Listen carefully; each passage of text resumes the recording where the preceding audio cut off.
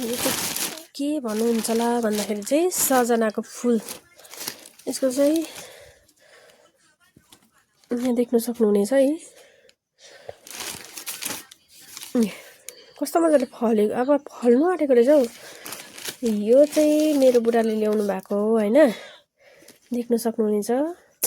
मिठो हुन्छ।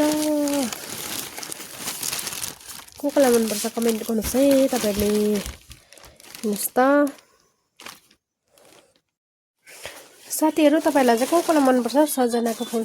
मेरो बुढाले चाहिँ यत्रो टिपेर लिएर आएछ कि देख्न सक्नुहुनेछ। यहाँ हेर्नुहोस् त,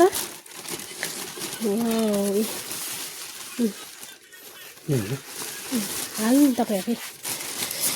यो चाहिँ अन्डासँग दामी हुन्छ, तर अन्डासँग नखाए पनि उयोसँग त दामी हुन्छ, त्यतिकै खाँदाखेरि मिठो हुन्छ है। यो चाहिँ पुरा महँगो छ भाइ साथीहरु, दामी हुँदो रहेछ नि हौ। हजुर हजुर।